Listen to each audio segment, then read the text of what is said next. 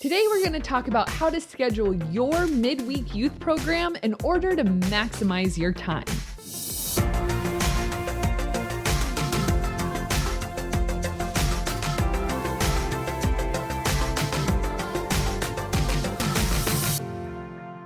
Hey, welcome back to the Ministry Coach Podcast, where we bring you weekly tips and tactics to help you fast track the growth and health of your youth ministry. My name is Jeff Lascola. This is Kristen Lascola. And tonight we're going to talk all about how to schedule your program night for your youth group. Thank you. I couldn't figure out how to word that correctly. Okay, that's why we're a team. That's true. Hey, make sure you guys stay till the end because we're going to be drawing our first winner for the 50th episode giveaway. Our 50th episode was last week for the upfront game. So if you haven't already seen that or listened to that, make sure you guys go back and check that out. And you'll find out all the details about how to enter because this is the first of 7 weeks. Wow, that's a lot of giveaways, Jeff. Yeah. Are you sure you're up for it? I think so. Wow. And then on the 50th day, we're actually doing a grand prize winner who will win $125 worth of stuff. Cow. Amazon gift card and a gift card to our online shop and a shirt and something. But anyways, check it out and you guys can get all the info and how to enter. So make sure you stay to the end. We'll find out who the first winner is. Now, on to the topic for tonight. Okay, so this is a schedule for your program night. Obviously, you tweak it how you need it, but this is where our program falls, and this has worked really well for us. And so adapt it to your own needs, especially if you're just starting out and or maybe you're new and you're kind of checking out how should I structure my youth group? Looking for your rhythm of the night. Is that a song? Oh! No, is that a song? The rhythm of the night. Yes! Right when it came out, Is it Gloria Estefan? Probably. I thought, if that's not a song, it should be, and it is. Okay, now it's bugging me. I think it's Gloria Estefan. Anyways, all right. So our program is a 2-hour program on Tuesday nights. So it used to be 7 to 9, and now it is 6:30 to 8:30. Why the change? So COVID. So we were always 7 to 9, and I prefer a 2-hour block because I learned something during COVID. They wanted us to shorten our hours. I don't know, remember a lot of people were shortening program hours. Yeah. Just to be in contact with people less. Right. And so we ended up going to an hour and a half program, which was crazy hard. It was so hard. There was literally no relational cushion. For hanging out before program, hanging out after program. I had to cut worship. Sorry, Johnny. Completely or just most of it? No, I mean, I had to go from 4 to 2 songs and he was not happy. And my kids weren't happy. I wasn't happy. Who wants to get rid of worship songs? But I said, down. Everything has to be shorter. And it was disproportionate if we were keeping it for our 4-song set. So anyways, hour and a half doesn't work for us. Maybe in your context it does, but I'm going to give you why I need a 2-hour block and how it works perfectly and why some of the pros and cons from going 7 to 9 versus 6:30 to 8:30. So let's start there. So we were 7 to 9. That was working great for us. We only had a few kids who would have to come late because of sports. It's always sports. Or dance or theater or something. I don't know, whatever they had going on. So 7 o'clock would give them time to do homework, do extracurriculars, and then maybe even have dinner and come on over. So that was the pro.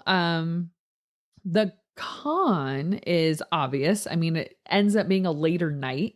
9 o'clock pickup is kind of late on a school night because then by the time they get home and if they have any leftover homework or chores or getting ready, whatever to do, if they get picked up late, which is inevitable. Yes. Some of them will. And they're starting to get to bed late. And it's particularly difficult for parents who have more than one kid. Mm-hmm. So, it's hopefully your spouse is home. Hopefully you have a spouse and then they can be home with the littles while you run out and grab, your middle school student. So it was just It's really hard. And the other part of that was hard is sixth graders. So sixth graders are 11 years old. I mean, a 10 o'clock bedtime. I mean, best case scenario, they're getting to bed probably around 9:30, 9:45. If you're like hurrying in the door, brush your teeth, that's late for an 11-year-old on a school night. So when we switch it to an hour and a half program for COVID, it was 6:30 to 8. Yeah. But then I realized after a while, I had asked our campus pastor, can I switch this back to a 2-hour program? We'll keep the earlier time. We'll go 6:30 to 8:30. So that's what it currently is. It's 6:30 to 8:30. So the pros of 6:30 to 8:30 would be, obviously, it's an earlier night for you. It's an earlier night for families and parents. It's still light outside most of the year. You get to go home earlier. But the cons is you really miss out on the athletes. So I have a big football group. I have volleyball. I have softball players. And guess what? They're all MIA. And it's really sad because they were a lot of our core students.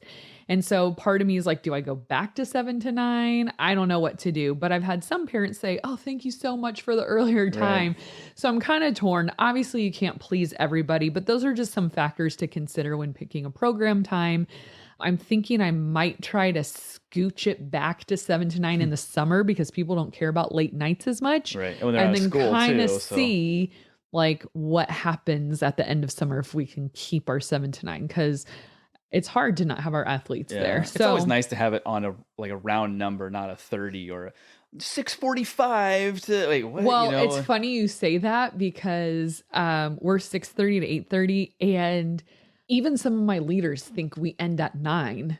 And I'm like, it's 8:30, and parents get confused by it all the time. I'll have parents showing up at 8. I'll have parents showing up at 9. We're just wired to be on the I know. Hours. It's so true.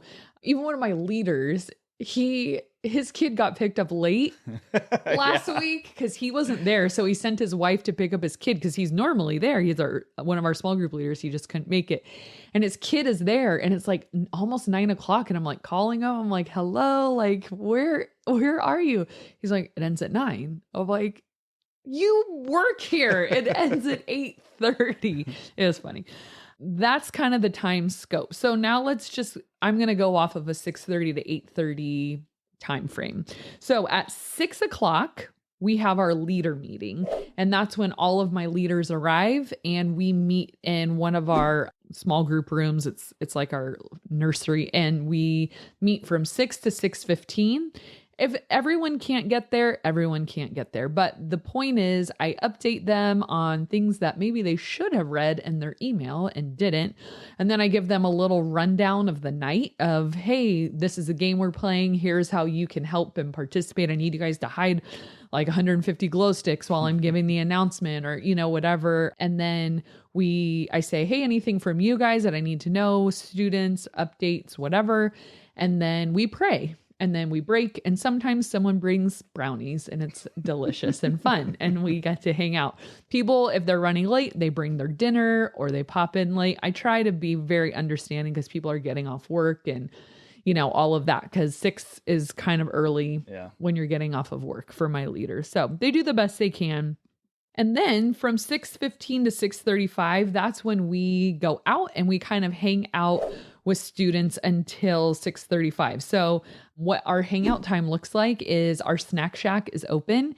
If you don't have a snack shack yet at your youth group, that is your number one goal right now. Especially if you work with middle schoolers, man, it is the hub of all of our social interactions. So you can go to Costco or Smart and Final, whatever is in your area, and just buy in bulk. We sell everything for $1 and we make a profit. I've talked about that before.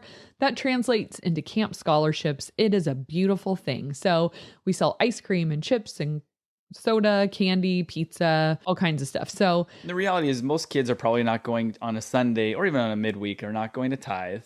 Yeah. But they will pay a lot of money for snacks and candy and whatnot. And that kind of ends up becoming their tithe. I never really thought of it in that way, because you think like, wait, you just got money. It's like, no, we don't take a profit. It's not like, yes, my paycheck. It's like... And you're not gouging them. No. If anything, it's still cheaper than it would be like at the register or something. For sure. So, and it gives them something to do. They get excited. They all get their...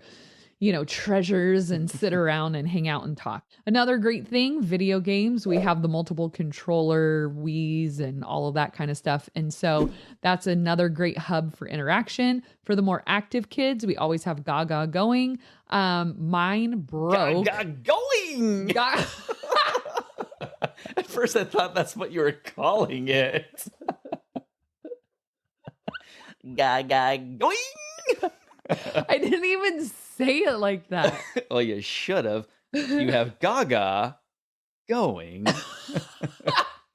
Everyone else knew exactly what I was talking about. Probably I still wanted to say it. Yeah, and then any other like little pickup games you can have. We always have music. And you then say Foursquare? Do you guys do Foursquare? Oh yeah, we do Ultimate Foursquare. That's so fun. The kids love that. And we always, like I said, have music going. And then 5 minutes before we're actually going to start, we have a countdown go up on the screen. So we start the countdown at 6:30 and then we start program at 6:35, sometimes 6:40 if the hangout time's getting really good. Mm-hmm. I think there's a lot of value in that. Totally. So sometimes I'll tell the tech booth, I'm like, start it over. Like I want to go longer, so I just keep them in the loop. So then once the kids sit in the chairs, so say it's like 6:35, the countdown, everyone come on in, take a seat.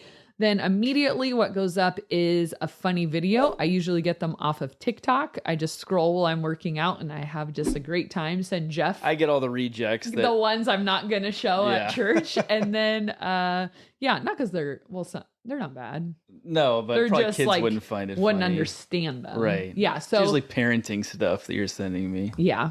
Or childbirth stuff. What? Remember the one about the hospital?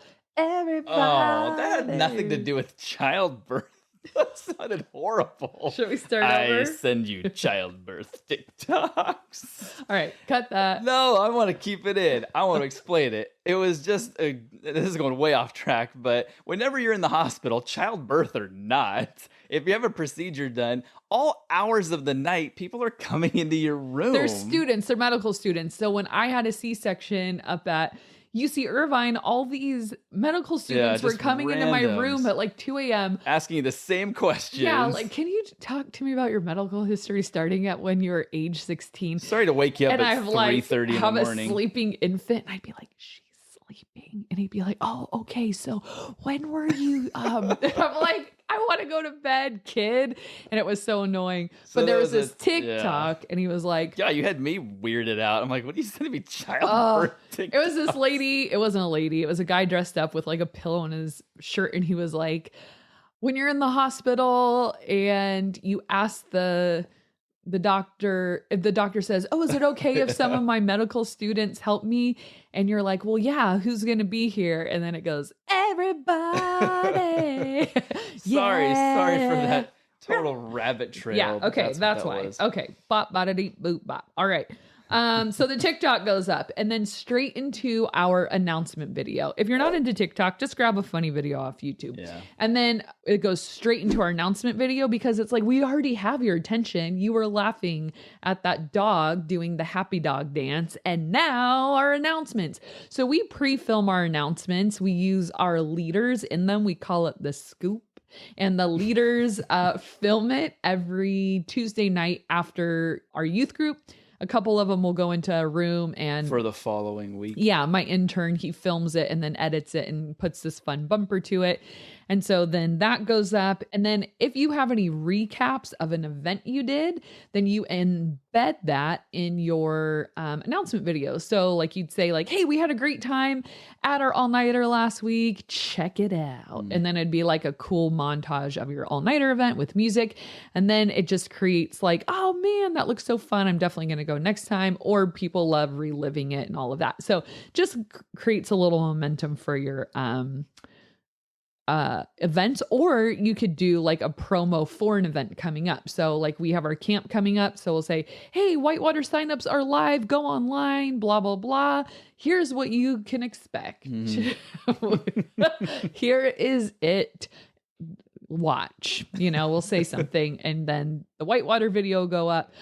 Didn't that look great, kids? All right. See you later. All right. Your transitions need to work, but I'm not in the videos. I'm better live.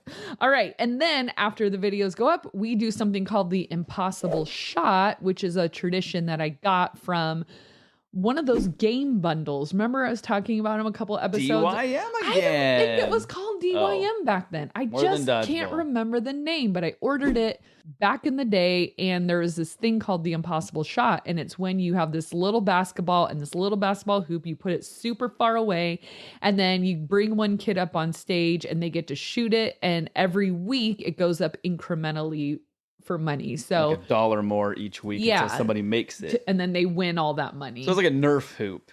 Yeah. But you don't use the Nerf ball. You use something that you can throw further. You can. I mean, whatever. Doesn't go very far, it depends on your distance. Right now, I'm using like a PVC pipe with a basketball hoop on it. A real one? No, like a little play one. It's like about this big.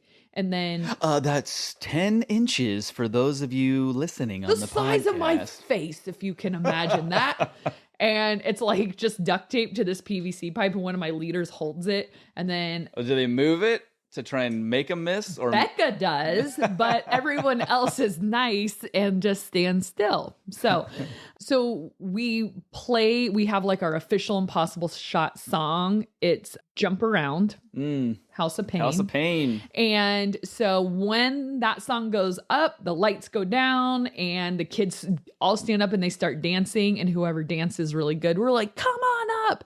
And then we give them this is the part I added. We give them an impossible question for the Impossible Shot. So we'll say something like, if you were to enter a 1-to-3 ratio scale of Disneyland, would It's a Small World take on a whole new meaning? If so, how would it impact your life? Like, we just say like the weirdest stuff, and then the kids freeze, and I sometimes whisper in their ear, say anything and I'll tell you you're right. And then they get it right, and and then they go down and they shoot. If they make it, they win the money. If not, it goes up again $1 next week. I usually let one boy and one girl do it. What's the highest it's ever gotten? I think Gordy won 40 something. I think it was like $35. Okay. Yeah. And so you're probably going to get a couple per year. Probably.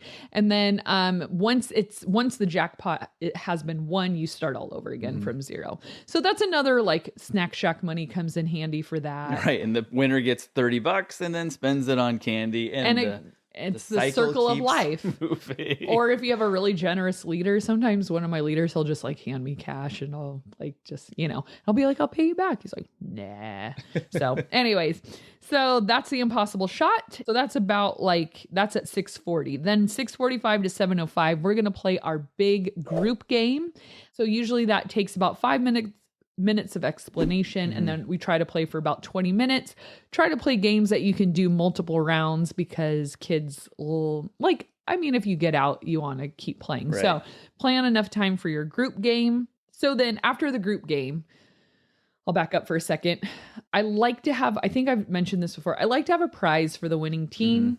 We've talked about that in past episodes. They get their prize, and then we say, all right, everyone, take a seat or come up to the stage, however you like to do your worship. If you like students standing near the stage, if you like them sitting when it's getting started, it's up to you. But what I like to do is do a worship transition video. So these are everywhere on YouTube. If you type in something like worship bumper, worship opener, worship intro, I try to keep it a minute or less, but there's really cool music and text type videos that just kind of recenter them. I used to try to go straight into worship after my game, and I felt so bad for my worship leader. He'd have to stop and be like, guys, come on. I'd be like, oh, this is awkward. So I realized years ago, junior hires especially cannot transition their own energy. You have to kind of carve out some gutters for them and keep their energy flowing in the right direction, because you're going to get them ramped up for a game, and then you're asking them to focus for worship. So what you need is a bridge between those things. And what I found works really well is about a 60-second video where their little sweat can dry on their head from the game. They can kind of take a deep breath and maybe sit or settle down. And then we go into worship, and that's 7:10 to 7:30, and we do about 4 songs. So I like to do fast songs. My worship leader likes slow songs. So we compromise and we do 2 and 2, which is great anyways. And so then any Devo message and like in there from the worship pastors? If they want to. It depends on who my worship leader is. I've had worship leaders in the past every single week. They did a little like Devo mixed in there, like a little sermon jam. Yeah. And it was great. Not for like 15 minutes, but just like a quick minute or two. Yeah, like a minute and a half, 2 minutes. Maybe it was like talking about a song that was coming up or something they really wanted the students to focus on. It was always like knocked out of the park. He did a great job. Other worship leaders I have, sometimes they do, sometimes they don't. I just leave it up to them. Yeah. You know, I don't really mandate that, but it is an awesome element. It just will obviously add on some time. So if you're trying to kind of like tighten up your timeline, just make sure you're coordinating with them. Okay, so then after worship, we go straight into the message. So that's going to be about 7:30 to 7:45. Our messages on a weeknight are shorter than they are on a weekend because we need to allow time for small groups. So the message, this is also up to you. I like to do the same message on Sundays that I do on Tuesdays because I want to continue the conversation. I think people learn the best when it goes like they're able to have time to discuss what they've heard, because Sunday there's no time to discuss. It's a one-way conversation. They just heard it.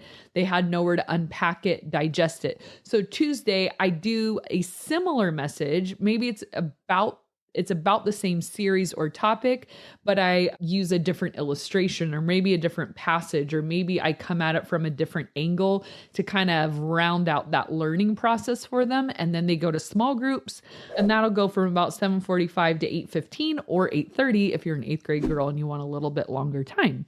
So if the kids get out early, meaning like 8:15, that's great. That gives us more time to hang out on the back end. So we can reopen the snack shack, turn the video games back on and all of that. And then we go into our pickup system. So if you were a small youth group, and like I was for a very long time, you don't need a pickup system. Parents park and come in and get their kid, or kind of like hover out in the parking lot and yell, "Hey, I'm here," or text their kid and the kid comes out.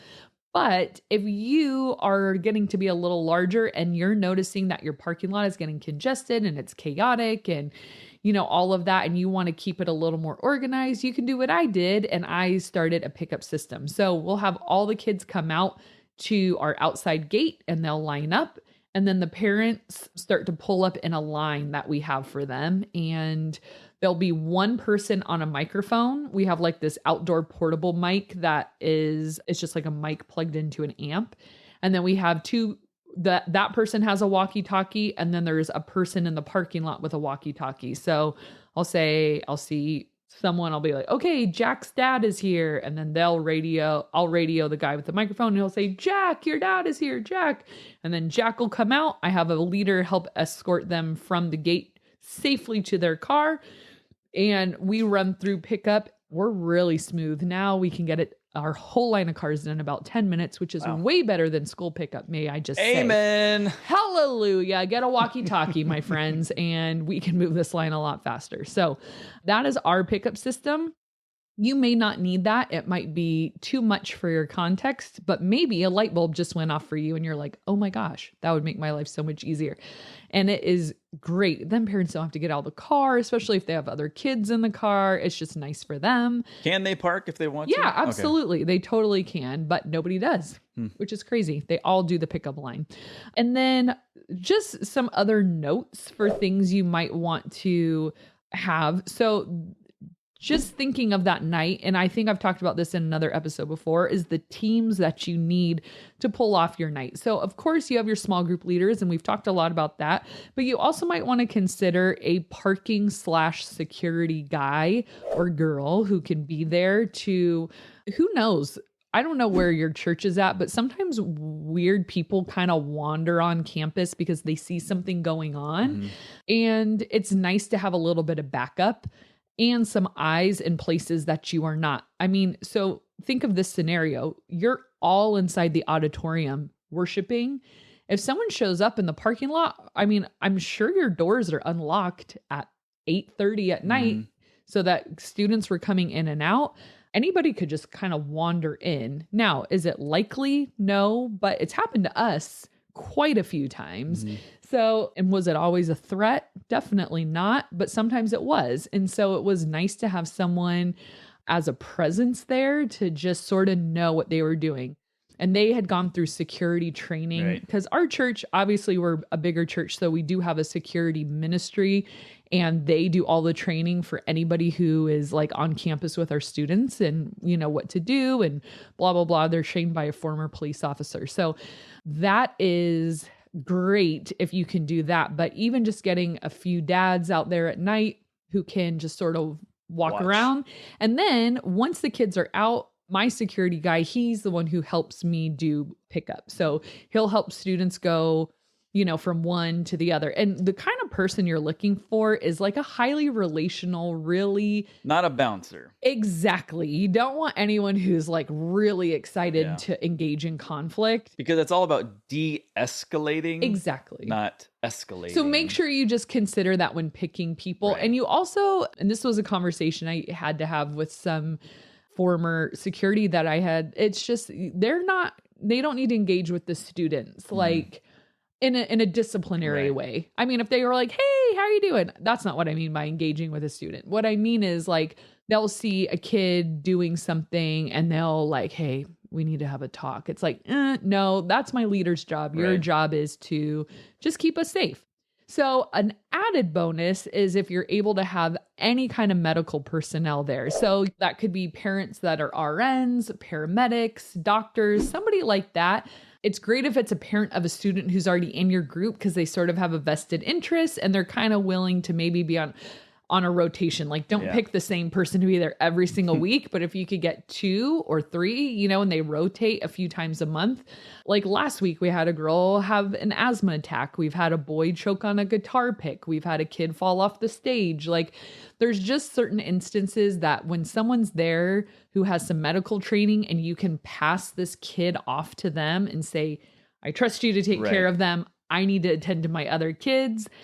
And I'm one of my RNs. She's so great. She calls the parents. She talks the parents through the injury. Like we had a kid get this huge bump on his head and she was saying, hey, here's what I think happened. And, you know, I don't think he needs to go in, but here's what you should do. And it was so wonderful. I mean, how much trust are you gaining with parents right there that it's like, hey, your kid like slipped and fell. Like, I don't know what to do, you know, like. And in the meantime, the program is completely stopped because you're having to do and that has too. happened before, but now it's so great where you could just say like, hey, can you take care of this? And most of the time it's minor. I mean, how many times are you playing a game and a kid falls and scrapes his knee and he's bleeding, but he's fine? I mean, they even take care of that kind of stuff. I'll just say like, hey, he took a spill. Can you help him out? And, or getting a kid ice or whatever it might be. It's just so helpful. So those are just some systems that you might want to put in place. And we actually have a whole episode on how safe is your ministry. Oh yeah, I forgot about that. So one. If you guys want to go back and check, we'll link it in the description below. But yeah, check that out. It's all about security teams, medical teams, and I think the other part was emotional safety within your ministry. I don't even remember the episodes we've done. You. Oh, well, there's been 51 of them. Yeah, there's a lot to remember. I'm more than a pretty face. You are not much beautiful more. Face. That's what you are. Yeah, so that's kind of like the weeknight program in a snapshot. And then do not forget, once pickup happens, your job's not done, my friend. Do not leave a mess for whoever comes in on Wednesday morning and say, that darn junior high group. You know, you want to make sure you leave the place nice. If you have a facility team that comes and cleans up after you, you're one of the lucky ones. Most of us have to clean it all up ourselves. So go through every small group room, empty that trash, take out, you know, the candy wrappers from in between the cushions or whatever it might be.